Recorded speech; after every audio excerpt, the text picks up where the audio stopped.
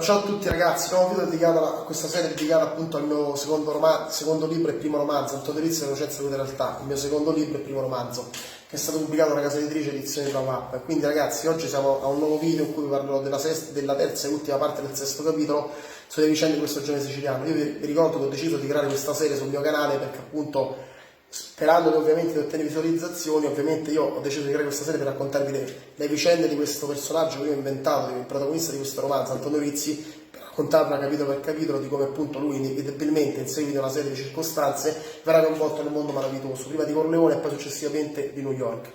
Detto questo, vabbè, prima di parlare del video, che comunque sarà il più sintetico possibile, anche per motivi di necessità, perché ho poco tempo, farò un video, diciamo, massimo di 8-9 minuti, ma non più lungo. Comunque, detto questo, niente, commentate sempre numerosi, iscrivetevi al mio canale, mettete un mi piace, seguitemi sul mio profilo Facebook e sul mio sito web, vi lascerò entrambi i link in descrizione. Vi ricordo che se volete acquistare una copia di Antonio Rizzi, del mio primo romanzo, la potete acquistare nella nostra enoteca di famiglia, alla Bottega del Vino, e noi siamo a Sabauda, provincia di Latina, corso Vittorio Emanuele III, numero 4.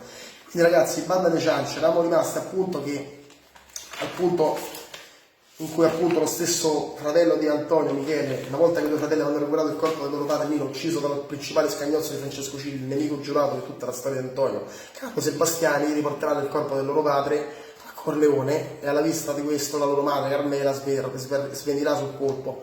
Successivamente verrà fatto il funerale a Nino, e nel frattempo Michele deciderà di prendere le redini della situazione per cercare appunto di portare avanti la carretta, per cercare di guidare lui e la sua famiglia vista la morte del padre, trovandosi un lavoro grazie alla drogheria locale, dove appunto lavorerà una vecchia conoscenza di Corleone chiamato Enzo Bortolotto, dove appunto lo stesso Michele andrà a lavorare per cercare appunto di mantenere la sua famiglia. Nel frattempo Francesco Cilli tornerà da New York dopo un incontro con il suo principale socio d'affari Don Vincent Gentile, e si incontrerà con Carlo Sebastiani per avere la prova della morte di Norizzi, ma troverà una brutta sorpresa e ovviamente Carlo Sebastiani da rimediare. Quindi andrà subito al punto in cui appunto Francesco Cilli tornerà in Sicilia, Carlo Sebastiani lo accoglierà calorosamente, ma lo stesso Francesco vorrà arrivare al punto per capire appunto dove si trova la tomba dello stesso Rizzi, per capire che il suo nemico non è più in gioco. Quindi ragazzi, Carlo, come previsto, Francesco Cilli e Carlo Sebastiani, arrivati alla fossa, dentro a Quercia, non trovarono quello che sperarono. Carlo credeva che con tutto il cuore che il corpo di Norizzi fosse lì, che quella storia fosse finita indefinitamente, ma in fondo sapeva che qualcuno poteva mettere il naso quella, come figli di Rizzi. Infatti, quando arrivarono a destinazione, due figli si trovavano mosche, vermi e un gruppo di cornacchie, ma il corpo di Rizzi non c'era, era sparito. Quindi adesso ovviamente Francesco Cilli non sarà contento del lavoro del suo principale scagnozzo, il suo braccio destro Carlo Sebastiani, e si arrabbierà duramente impartendo nuovi ordini allo stesso Carlo per rimediare al suo errore, appunto di aver esposto troppo quel cadavere e di non averlo fatto sparire. Mi ero fidato di te, Carlo, ti eri meritato la mia fiducia, e invece hai fatto una stronzata. Com'è possibile che il corpo sia sparito? Francesco era curente e Carlo stava cominciando a innervosirsi. Signor Cilli, ho nascosto il corpo dietro questa quercia, glielo assicuro, non ho visto nessuno, cercò di difendersi. Qualcuno c'era, e questo qualcuno ha fatto sparire una persona che tu hai eliminato. E sai questo che vuol dire, brutto idiota? Cosa? Disse Carlo, che venne colto di sorpresa dalle dichiarazioni del suo capo. Che adesso potrebbero arrivare a noi, con tutta la voce che aveva in gola. Dopo di risolvere un casino, adesso ne creano uno 100 volte più grande. Scopriranno i miei affari, sarà tutto colpa sua.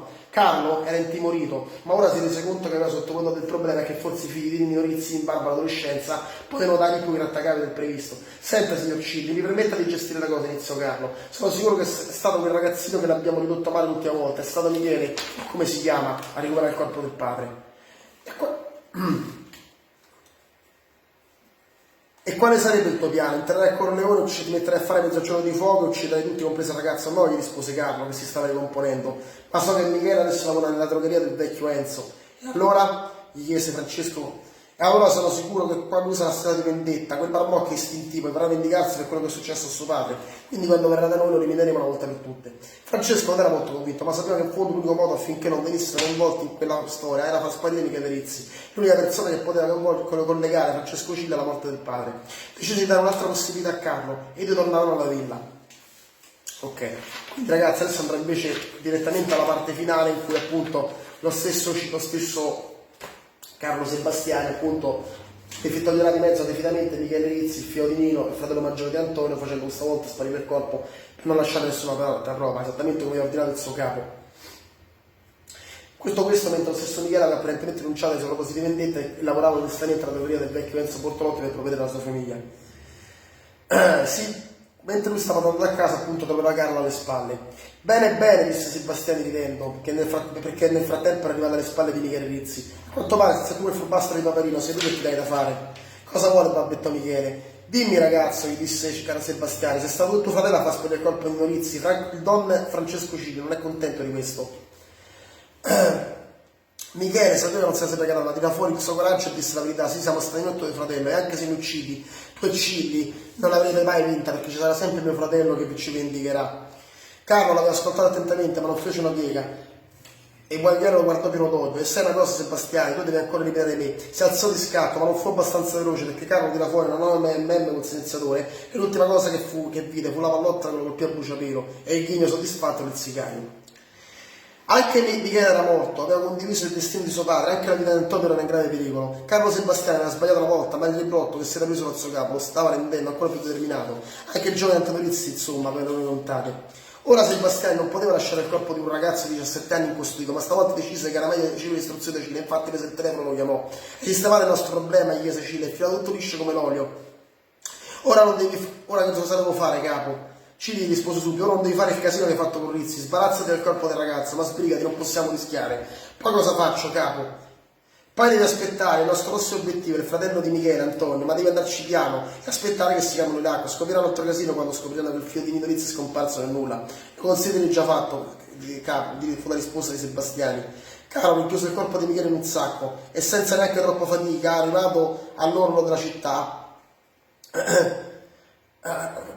arrivato al corpo della città vicino al fiume, prese il corpo del ragazzo che una volta era già preso la sua dose di ferite per aver pagato sia lui che Cile, lo infilò dentro il sacco, dopodiché se lo caricò sulle spalle e si diresse nella direzione opposta per uscire da Corleone e nascondere l'omicidio.